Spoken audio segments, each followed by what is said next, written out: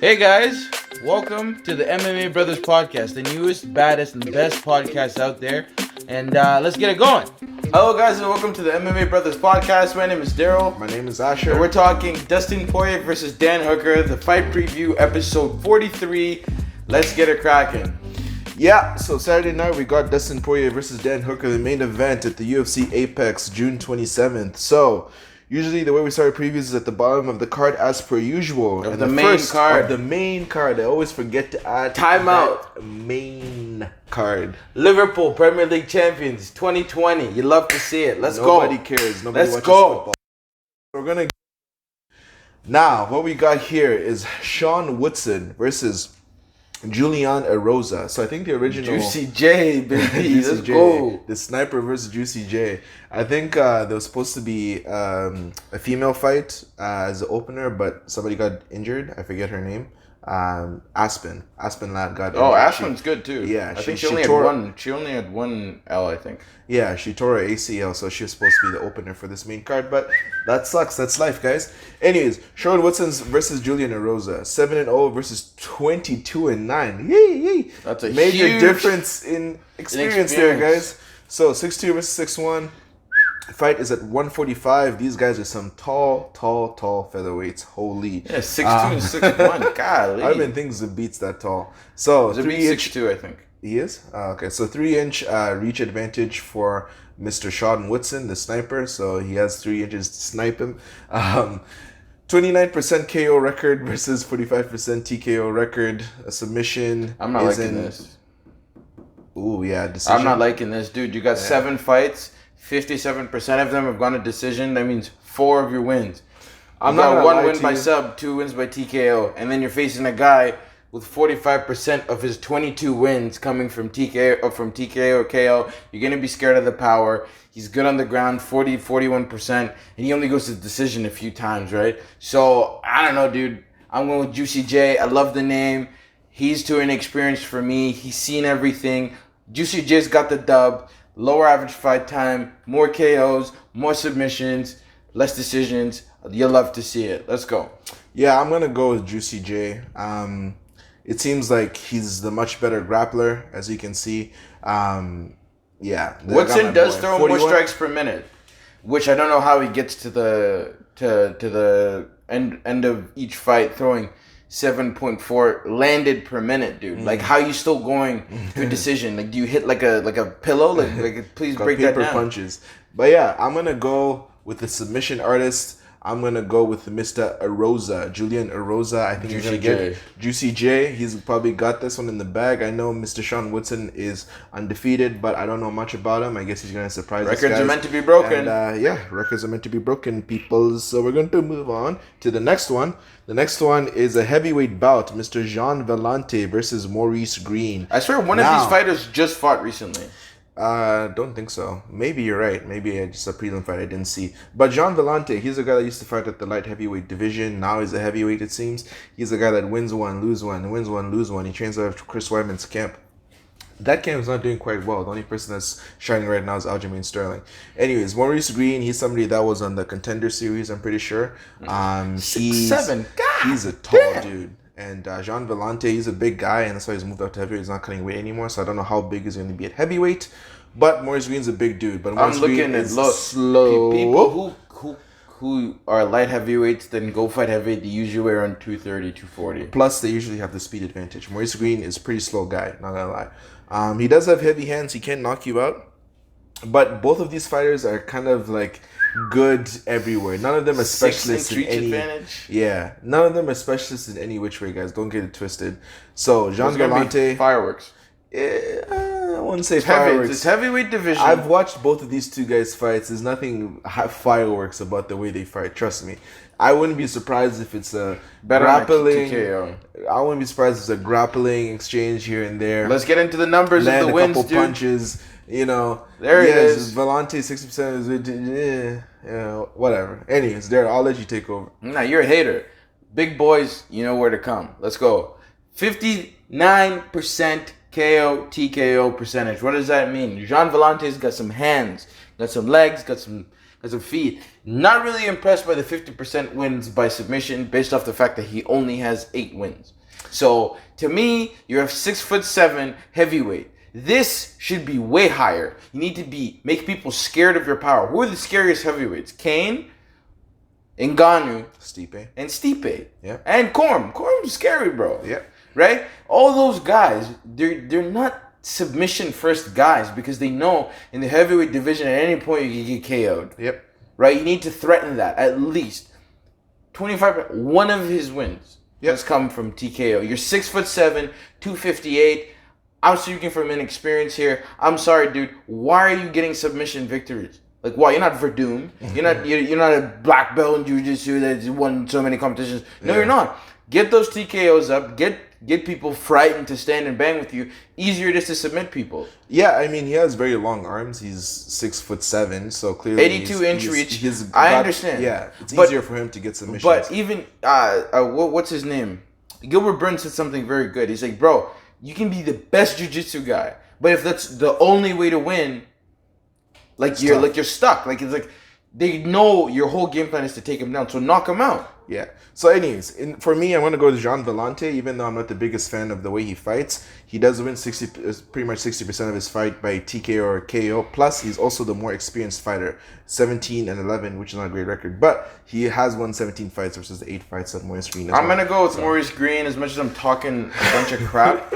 Just because I feel like this is going to be his breakout fight. Jean Volante is like a household name. I think if he can get out there and make a name for himself, he's gonna really do it. I think there's more to lose for Jean Volante than there is Maurice Green. Mm-hmm. So that's why I'm picking him. We're moving on to, this guy didn't even have a nickname, Brendan All-In Allen, which sucks. That really sucks. Mm-hmm. That name, versus Kyle Dukas.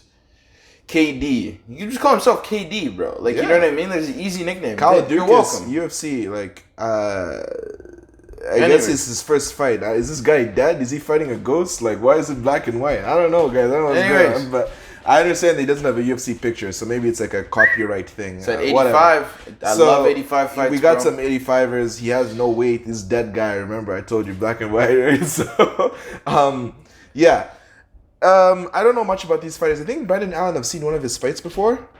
As far as I remember, he is like a pressure heavy fighder. Like, have you seen one of his fights before? It's not ringing a bell. Yeah, it's not ringing a bell. But anyways, all we both know is that this guy's gonna be all in. He's all in. If he's rolling the dice, if he's in a casino and he's gambling, you best believe let's get into the wins. The wins are right there. That's those wins. Oh, you mean win by percentage. Okay, yeah, sorry, Mr. Clearly. Professor, shut up. So 36% by TKO. 0% wins, even though he's 9-0. UFC, woohoo! Go stats guy. Dead guy, ghost guy. Average fighter, I like that. I really like that. Because what does he do? He's going for the finish. And guys, I get it. Every fighter is going for the finish. He's all in for the finish, guys. Every fighter is trying to win every fight. It is not what I'm saying.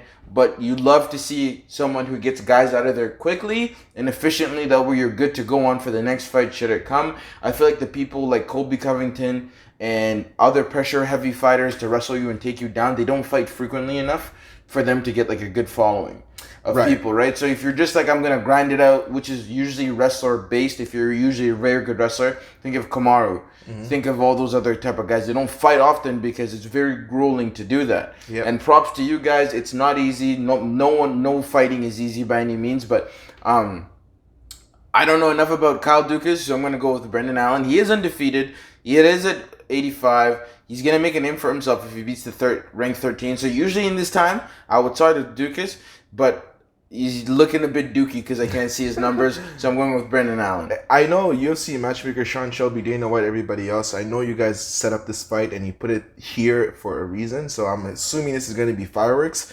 Brendan Allen, like I said, he's a very pressure-heavy fighter. I do remember watching one of his fights, so I wouldn't be surprised if he wins. I don't know much about you, so I'm going to go with Allen because he is all in. Anyways, moving on to the next fight of the night. I think this is going to be the co-main event. Ooh, what the hell? Platinum Perry. Yeah, Mike Perry versus, what's his name? Mr. Mickey Gaul. Mickey Gaul. Mr. CM Punk. Yeah, CM Punk. So, yeah. Mike Perry versus Mickey Gall. Mike Perry, everybody knows him. Everybody knows the name. I really don't like Mike Perry, by the way. Mr. 2% African. Says the N-word bear. Hey, Mike, shut up. What's wrong with this guy? Mike Perry, he's 13-6. I enjoy watching his fights. He's a very, very aggressive fighter. He gets knocked out. He has, I'm pretty sure he has a pretty high TKO percentage. Yep. That's why I thought 85%. He comes heavy with the pressure. He's very good with his kickboxing, jiu-jitsu, and wrestling, whatever. Mickey Gall 6-2. We both know what he's good at. He's good with submissions. Time out. Thank you, Jeff Neal, for knocking out that stupid idiot Mike Perry. You can go back. So, 5'10 versus 6'2. Mickey Gall is quite tall for the welterweight division. I think Mickey Gall was saying he's going to move down to 155. I'm like, dude, like, relax here. Like, he's like, nah, I can cut more weight. Anyways, so Mickey Gall got a 3-inch reach advantage, and he also has a 4-inch height advantage. What he wins by? 0 TKO, KO finishes, and 83% on the ground. So it's literally the classic submission guy versus a striking guy. Mickey Gall, this is actually a big step up in competition for him, in my opinion. He's not known for having hands. You know, he went from fighting CM Punk to Sage Northcutt, and I think he fought some other guy. I can't remember, some legend of the sport, but I think he took an L there.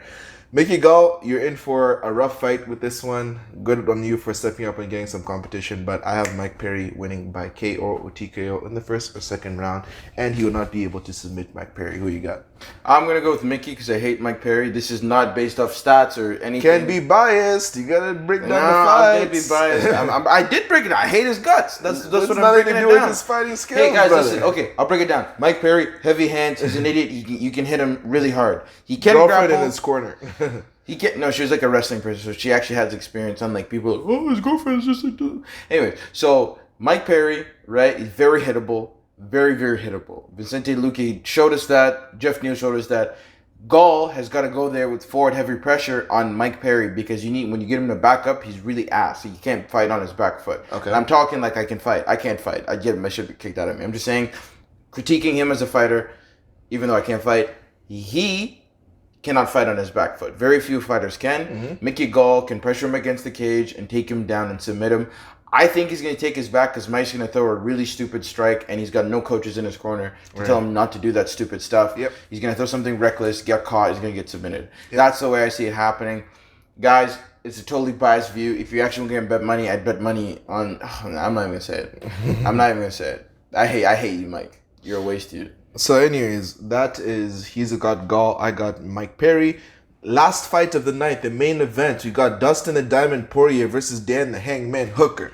So, Dustin Poirier, I'm already going to tell you right now, I'm picking him. He's got a record of 25-6 versus Dan Hooker, who's got a record of 20-8. Dan Hooker used to fight at 145, so did Dustin Poirier. They both moved up to 155, and they have had success at 155. Dustin Poirier, his most recent... I was going to say win, but his most recent L, which is his last fight, was against Khabib Nurmagomedov. And then before that, he beat Eddie Alvarez and beat Justin Gaethje. He's been on a roll lately before he took the L to Khabib. Justin almost beat him up, though. Like, he chewed up his leg. Yeah, if Dustin wasn't such an idiot, if Dustin wasn't an idiot in that fight and got too cocky and then just walked forward, that's why he got stunned. Yeah, he probably would have beat Dustin Poirier because Poirier was, in between rounds, he was struggling, right? Bro, he couldn't walk, man. Yeah, it was tough for him. So anyways, what's his name? Hangman Hooker, he's from New Zealand versus the American. 3-inch reach advantage for Dan Hooker and 3 inches in height advantage for Dan Hooker as well. Win by, wow, these stats are quite similar, guys. Dan Hooker 50% versus Dustin Poirier 52% KO percentage. Submission edge is just a little bit, according to the UFC stats, 35% for Hooker versus 24% for Poirier, and decisions about the same as well. Fight time just about the same as well. So the stats are looking pretty similar, guys. Like literally, they look like they match on paper. But in my opinion, Dustin Poirier hits much harder than Dan Hooker. Who hits harder, Poirier or Paul Felder? I want to say Poirier, just based on. I know. Then Paul Felder hits really hard. Yo, the Irish Dragon tried his best. He tried his best. When when Poirier, maybe he won't knock you out with like one punch, but when he hits guys, they wobble. You know what I mean? So does Paul Felder. Almost everyone he fights, Poirier wobbles them lately, right? So does Paul Felder. Yeah, but anyways, that was a good fight. I actually picked Paul Felder winning that fight. It was a split decision. It was tight. But we're not talking about that. We're talking about this. I think it's literally just a mirror image of that fight. I think Dan Poirier's not gonna take you to. Yes, he's got some submissions. They're not gonna take you down. They're not gonna try and take it to the ground. I don't think. I think Hangman is better on the ground than Dustin, personally. Okay. So, and I think he's gonna keep Poirier at range and kick him.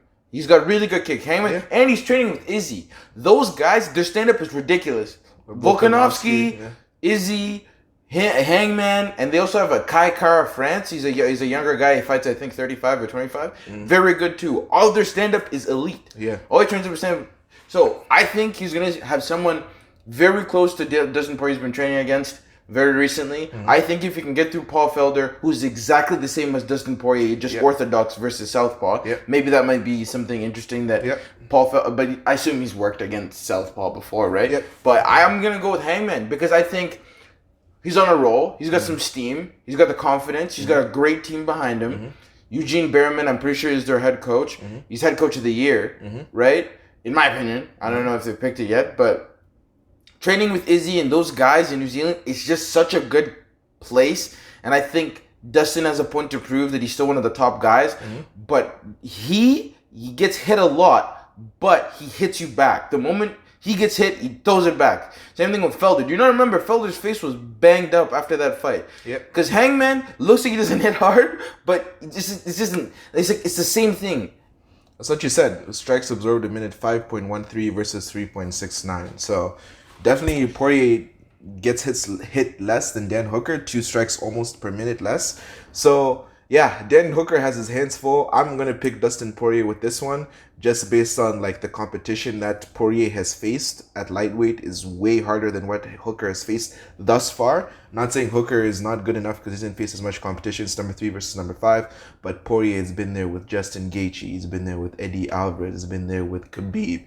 He's been there with Conor McGregor. He's been there with like all the big names pretty much. Max Holloway twice. Even he beat Max Holloway twice. So Dustin Poirier is his game. You know what I mean? Dan Hooker, this is an excellent test for him. If he beats Dustin Poirier, then I'm like, dude, you're next in line. Yeah, like, I don't even know. You know what I see? Actually, if Dan can get him out of there quickly, I think it's gonna be Conor versus Dan Hooker, the next fight. Mark my words. Think about it this way: Khabib and Justin are already booked, right? In the meantime, to see who gets the next shot. If he's out, Tony's out. Right? Yeah. Who's left? Yeah.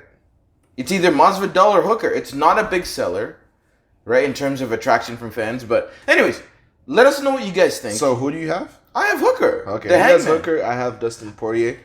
And yeah, like Daryl said, let us know what you think, guys. It's going to be an entertaining fight. There's no way this isn't, a vote for fight of the night. I'll be surprised if it's not a banger. And I'm going to be watching these ones, and I'm going to be looking forward to making the post-fight podcast, which I may be doing remotely. So we'll figure it out. We'll see about that. We'll figure it out. But anyways, guys, let us know what you think. We're going to be excited to watch these fights. And keep up with the engagement on Instagram. You can follow us at MMA Brothers Pod. We share memes, we share funny videos. If you'd like to have a live chat with us, you can hit us up there. We are willing to share maybe 30 minutes of our time with you, and we can talk fights. So, any last words? No, guys. We're loving the engagement. We're getting a lot of comments out of posts. You guys, the engagement has gone way up. Thank you guys for listening again. Wild Boy, let us know who you got this weekend as well as usual. We'll be posting Wild Boy's picks, our picks. Go on Instagram. If you want to get more picks, MMA Brothers Pod. We're going to be hitting you with more, better material. As he likes to say, t-shirts. 1% better every time. And the t-shirts are coming soon. And this is all me. I'm the problem with the t-shirts because I like to relax. I enjoy my spare time. But comment, subscribe. Let us know, MMA Brothers Pod, who you got this weekend. Comment, and thank you. Have a good one.